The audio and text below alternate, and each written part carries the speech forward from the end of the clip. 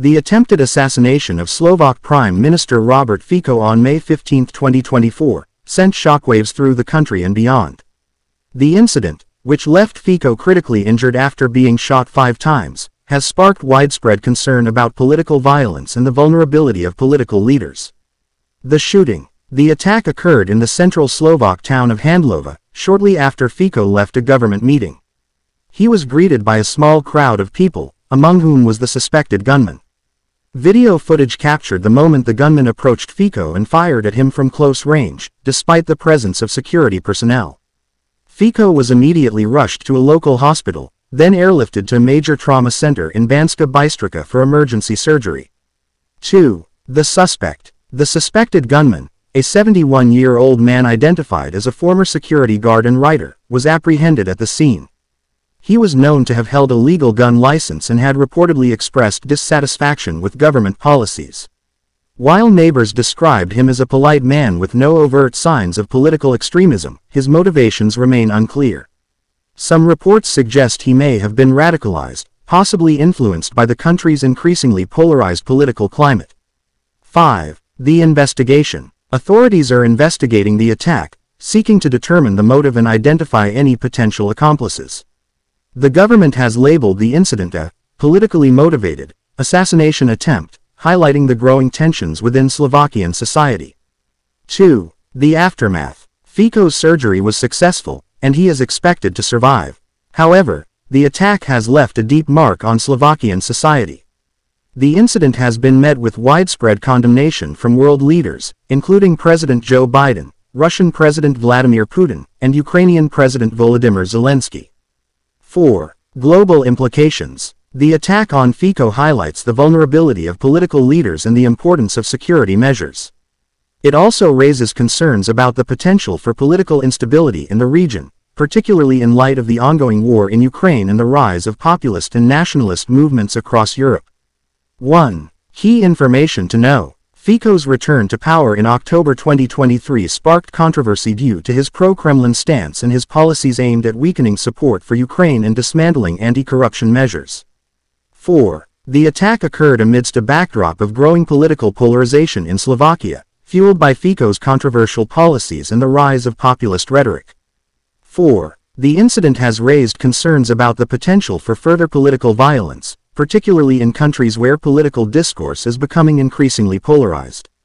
1. The investigation into Fico's shooting is ongoing, and it remains to be seen what the full implications of this incident will be for Slovakian politics and the wider European landscape. Ang tangkang pagpatay kay Slovak Prime Minister Robert Fico noong ika-15 ng Mayo taong 2024 ay nagdulot ng matinding pagkabigla sa buong bansa at sa ibang mga lugar. Ang insidente, na nagresulta sa malubhang pagkasugat kay Fico matapos siyang barilin ng 5 beses, ay nagdulot ng malawakang pag-aalala tungkol sa karahasan sa politika at ang kahinaan ng mga pinuno ng politika. Ang pagbaril. Ang pag-atake ay naganap sa gitnang bayan ng Slovakia na Handlova, ilang sandali matapos umalis si Fico sa isang pulong ng gobyerno. Sinalubong siya ng isang maliit na grupo ng mga tao, kabilang ang pinaghihinalaang gunman. Nakuna ng video footage ang sandali nang lumapit ang gunman kay Fico at binaril siya mula sa malapit, sa kabila ng presensya ng mga tauhan ng seguridad. Agad na dinala si Fico sa isang lokal na ospital, at pagkatapos ay dinala siya sa isang pangunahing trauma center sa Banska Bystrica para sa emergency surgery. 2. Ang suspect. Ang pinaghihinalaang gunman, isang 71 taong gulang na lalaki na nakilala bilang isang dating security guard at manunulat, ay naaresto sa pinangyarihan. Kilala siyang may legal na lisensya ng baril at iniulat na nagpahayag ng hindi pagsang-ayon sa mga patakaran ng gobyerno. Habang inilarawan siya ng mga kapitbahay bilang isang magalang na tao na walang mga halatang palatandaan ng political extremism, ang kanyang mga motibo ay nananatiling hindi malinaw. Ang ilang mga ulat ay nagmumungkahi na maaaring siya ay na-radicalize, posibleng naiimpluwensyahan ng tumitinding polarized na kalagayan ng politika sa bansa. 5. Ang investigasyon. Sinisiyasat ng mga awtoridad ang pag-atake, na naghahanap upang matukoy ang motibo at kilalanin ang anumang posibleng mga kasabwat.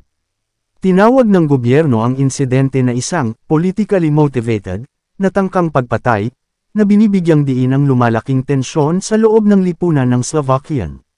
2. Ang kasunod, matagumpay ang operasyon ni Fico, at inaasahang makakaligtas siya. Gayunpaman, nag-iwan ng malalim na marka ang pag-atake sa lipunan ng Slovakian.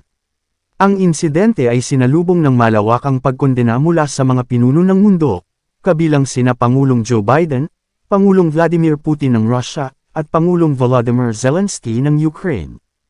4. Mga implikasyon sa pandaigdig. Ipinapakita ng pag-atake kay Fico ang kahinaan ng mga pinuno ng politika at ang kahalagahan ng mga panukalang pangkaligtasan. Itinaas din ito ang mga alalahanin tungkol sa posibilidad ng kawalang tatag sa politika sa rehiyon, lalo na sa gitna ng patuloy na digmaan sa Ukraine at ang pagtaas ng mga populist at nasyonalistang kilusan sa buong Europa. 1. Pangunahing impormasyon na dapat malaman. Ang pagbabalik sa kapangyarihan ni Fico noong Oktubre taong 2023 ay nagdulot ng kontrobersya dahil sa kanyang pro-Kremlin na paninindigan at ang kanyang mga patakaran na naglalayong pahiniin ang suporta para sa Ukraine at ay dismantle ang mga panukalang anti-korupsyon. 4. Ang pag-atake ay naganap sa gitna ng tumitinding political polarization sa Slovakia, na pinapalakas ng mga kontrobersyal na patakaran ni Fico at ang pagtaas ng populist na retorika. 4. Ang insidente ay nagdulot ng mga alalahanin tungkol sa posibilidad ng karagdagang karahasan sa politika, lalo na sa mga bansang kung saan ang political discourse ay nagiging lalong polarized. 1. Patuloy ang investigasyon sa pagbaril kay Fico, at nananatiling hindi malinaw kung ano ang magiging kabuoang implikasyon ng insidenteng ito para sa politika ng Slovakian at sa mas malawak na tanawin ng Europa.